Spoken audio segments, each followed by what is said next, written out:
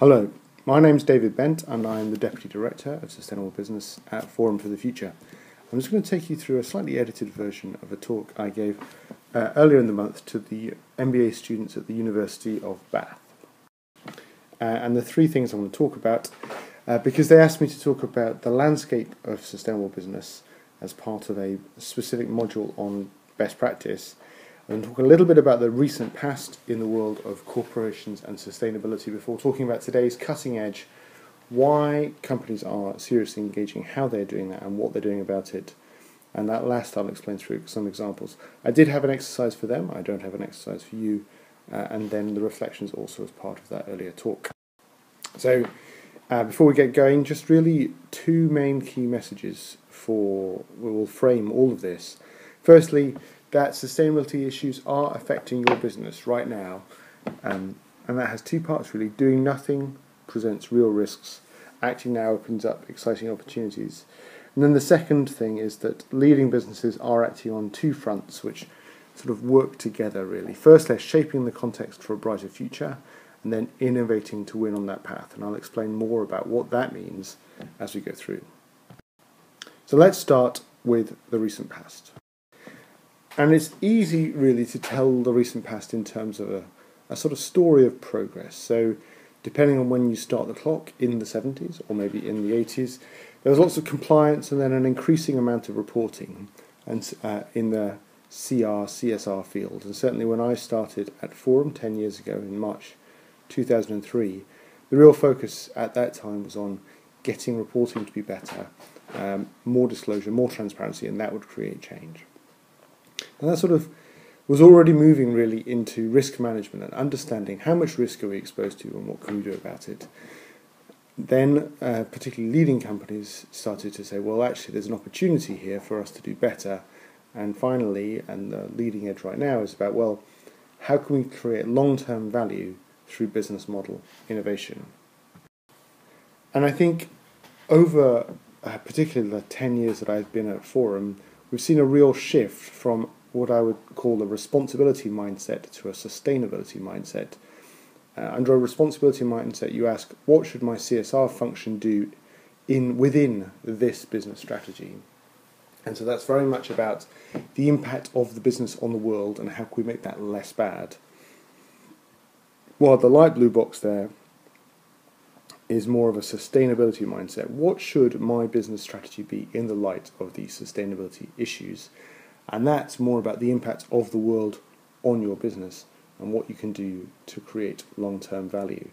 And that shift is important in lots of different ways, but most important in my view is that it takes this question, it takes it away from being one about ethics and duty, where you can have a dispute about how much ethical responsibility a business has for the state of the world, into one about the future cash flows and the returns to shareholders, and therefore even if you believe the business of business is business, you need to take these sustainability issues seriously.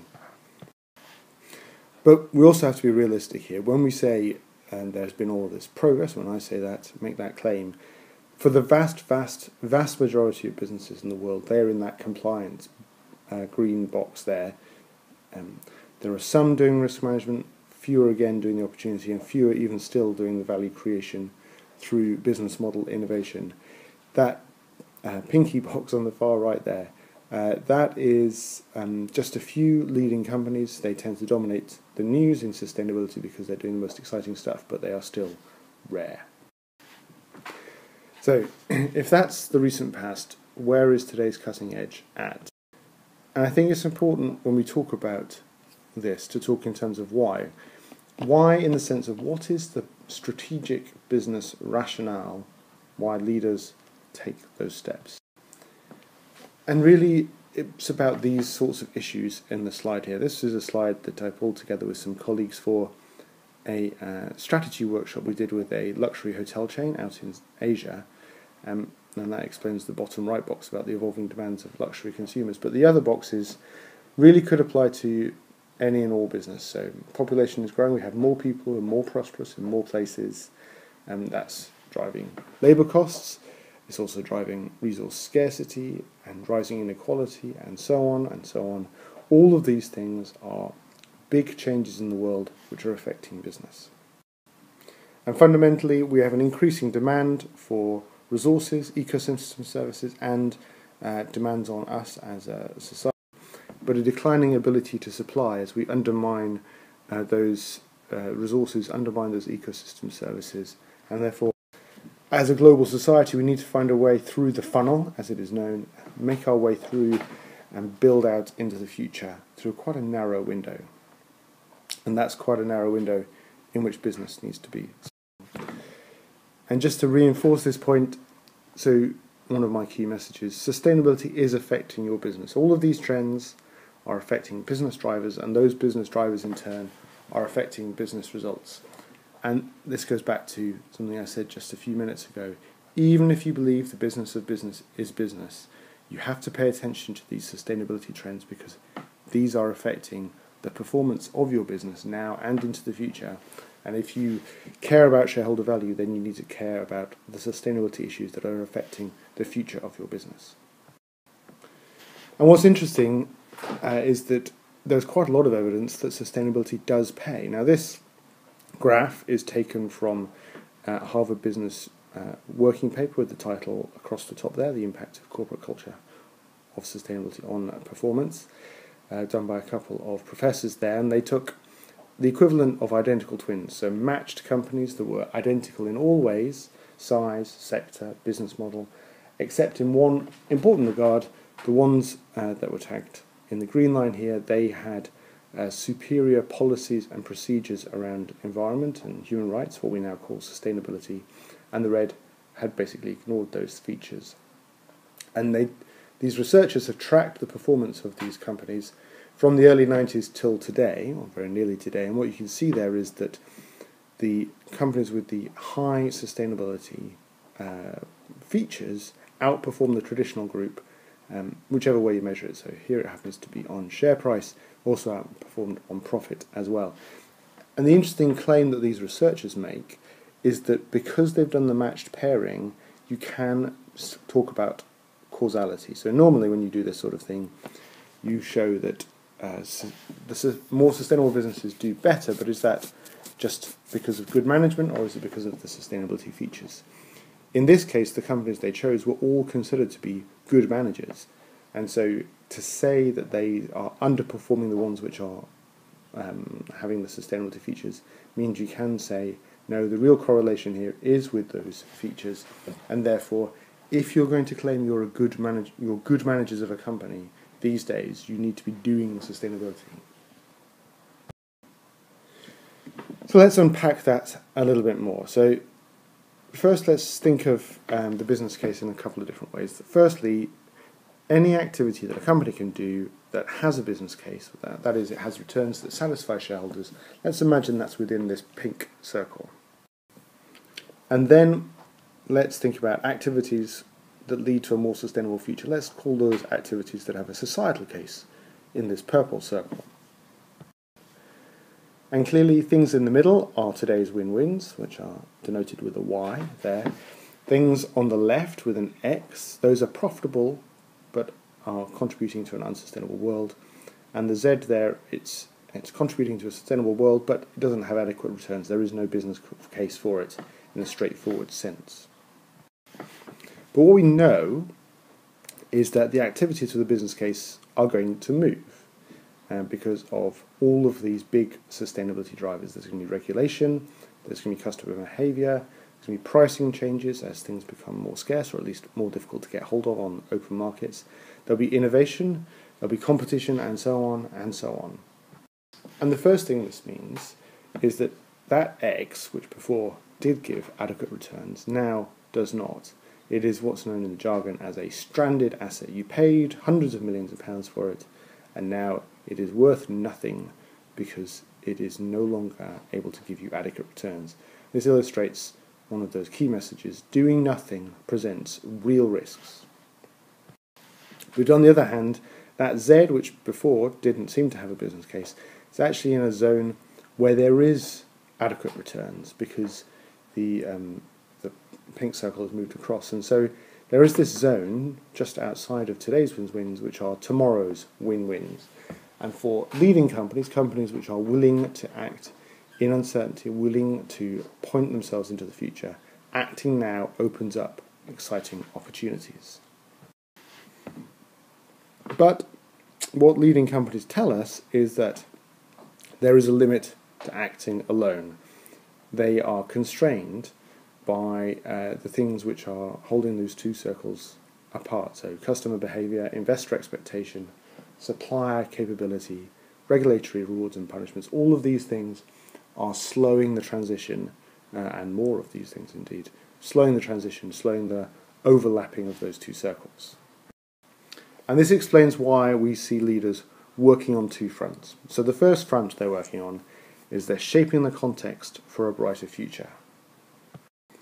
And then the second front is innovating to win on that path. In effect, they're shaping the context to create more of tomorrow's win-wins, and then they're innovating to grab those tomorrow's win-wins for themselves. And now let's think about some different examples. And I've chosen these from Forum's recent work across basically what we think of as the most important areas. So strategy, innovation, embedding change, and then shaping the system. And let's start with strategy. This is a slide taken from a recent announcement by AkzoNobel. They have a relatively new chief executive, and he wanted to tell the world what their new business strategy was, or at least the business strategy that he was really getting behind. And this is the slide which explains it. Their vision is to be a leading market positions through leading performance. What they're going to lead in is operating efficiency, customer service, innovation, and sustainability. And the reason they're going to do that is they're looking up their supply chain into the raw materials, through their operations, but particularly down into their customers, the scope 3 downstream at the bottom of that slide, and across the top those four different, slightly different shaded pictures are different customer groups. They can see that their customers have sustainability related problems that they, AkzoNobel, can help to solve, and therefore there is a business opportunity. So hence the main planks of their strategy have downstream eco-premium solutions, things which solve customers' problems for them, for their own operations, and upstream be as efficient and effective as possible. And I think what I find exciting about the AkzoNobel approach here, which our Forum and Futera helped to form, is that it really is about delivering for customers, and therefore is really embedded into that strategy, and is therefore driving things like innovation spend and the other ways in which you get things to happen. So, key takeaways here. It's been integrated into business strategy. It was announced as part of announcing AkzoNobel's overall direction, embedded into the presentations that the chief executive was given. It's focusing on solving customer problems, and therefore is much wider than just the direct impacts of the business. It's looking upstream, but particularly downstream, looking at how they can apply their core capabilities to help their customers, and therefore to get returns for themselves.